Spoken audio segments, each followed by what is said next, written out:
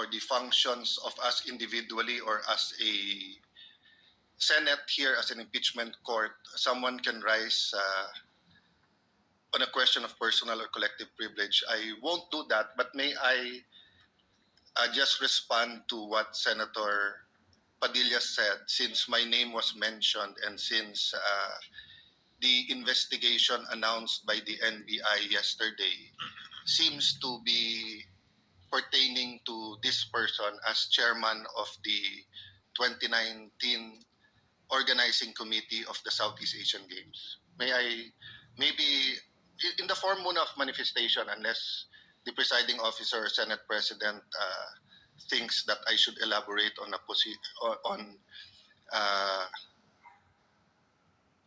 by asking for time on a personal collective privilege, but I don't want to start that. Senator Judge Cayetano may make his manifestation. Okay. For the record, sir. So, first and foremost, sa sinabi po ni Senator Padilla, I won't ask na ipa-play na yung video, but quite exhaustive yung sinabi ni NBI Director about the Southeast Asian Games.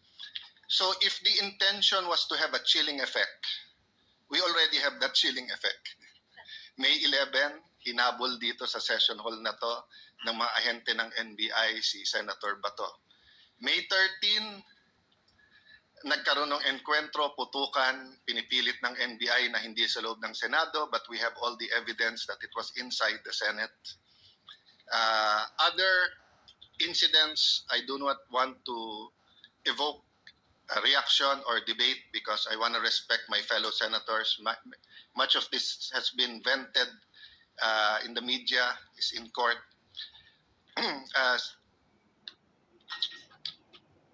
Director Matibag has promised us that he will give us a warrant issued by the ICC, has promised us that he will hold his agents na nangtulpe ng isang musaa.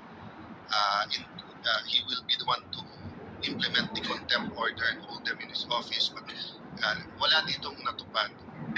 So when I mentioned his name, his position the other day that it was bad taste, walang personal yun. I mean, regardless kung sinong, even if it was a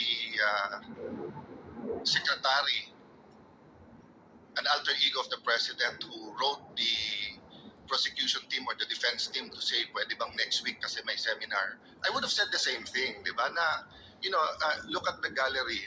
Kompleto parate dyan from Congressman Ace Barbers to many Congressman Ridwan. I won't name all of you, but you're busy people.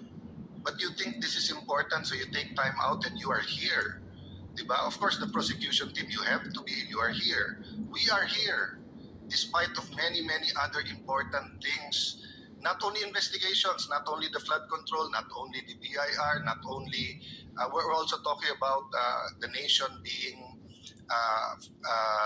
prone to volcanic eruption, to yung bagyo, buti, well, nasalanta pa rin tayo ng bagyong Inday. Ibang Inday ang pinag-uusapan natin dito sa impeachment.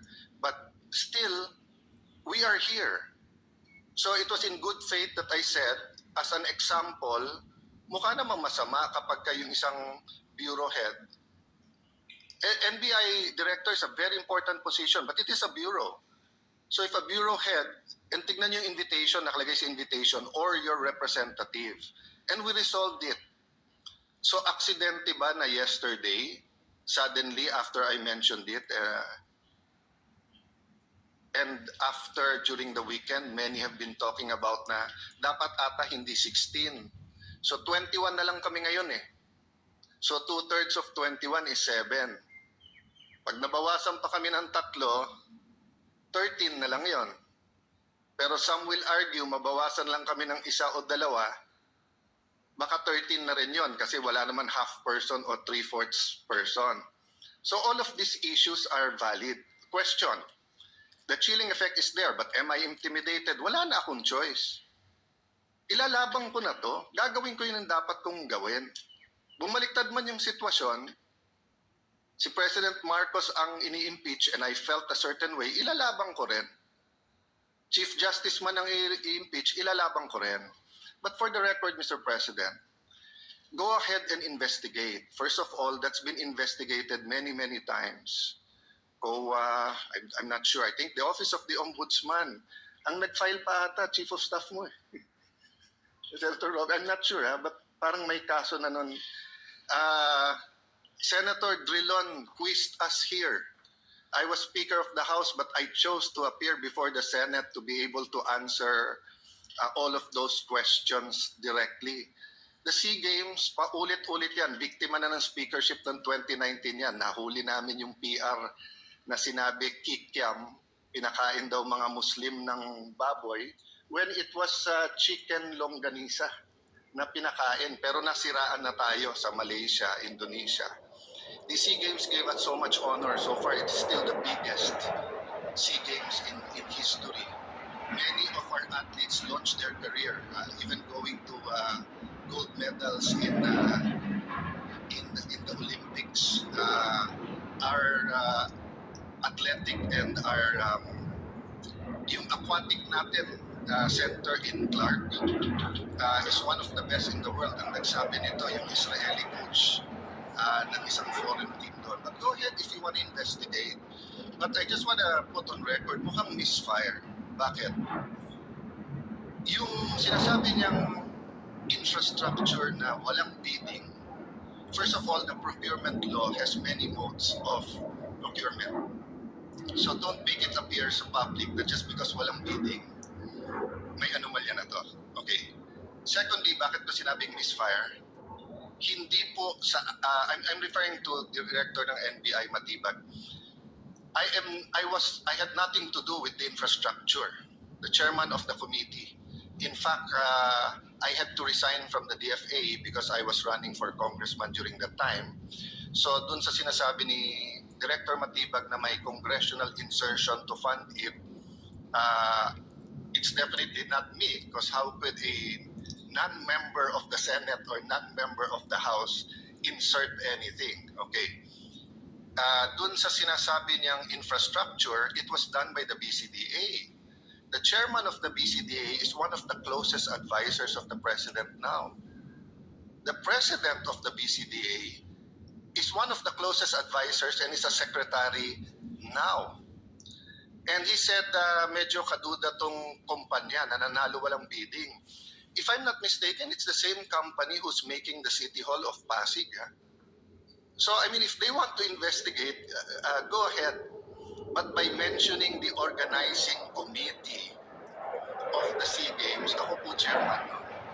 At paninindigan ko po na napakaganda nung nangyari doon. At kung may anomalya, ako unang magagalit. So, go ahead. But my point, Mr. Chairman, honorable members of the court, sa prosecution, to be fair sa prosecution at marami akong kaibigan, I've never felt any intimidation from any of you. I mean, you've continued to be either friends or for those who are former friends but friends. I mean, I don't know if nagkamali lang ako, but on the first day, I nodded ng konti kay Senator De Lima. Gumanon din siya, hindi ko alam kung acknowledge because we were friends once upon a time and this is a court. We owe it to each other to be professional, di ba? So wag tayong pumayag na someone like Director Matibag would do that. My point, Mr. President, Mr. Presiding Officer, he could have not announced it and investigated. Iimbestigahan mo, tingin mo may mali, iimbestigahan mo. But it is unfair to me and unfair to the court that kung kailan siya patatawag siya sa Monday, intimidate mo ako, hindi kita tatanungin sa Monday dahil mag-a-announce ka na iimbestigahan mo. Tapos sasabihin mo may insertion, tapos sasabihin mo hindi liquidated po lahat yun.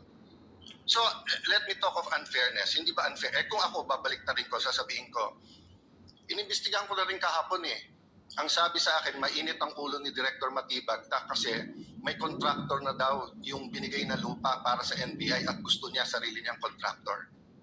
So, would that be fair to him? No. It would be a marites accusation.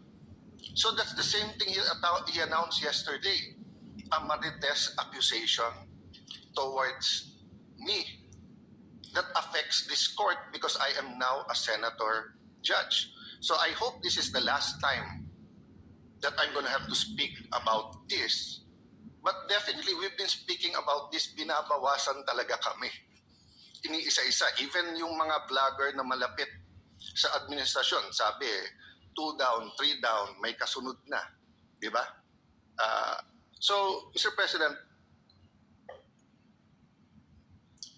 I want this impeachment to be a test that the 1987 Constitution works and that despite political differences, the prosecution and defense, I saw them after the first or second day, nagkakamayang kayo, nagkakamustahan. After the first or second day,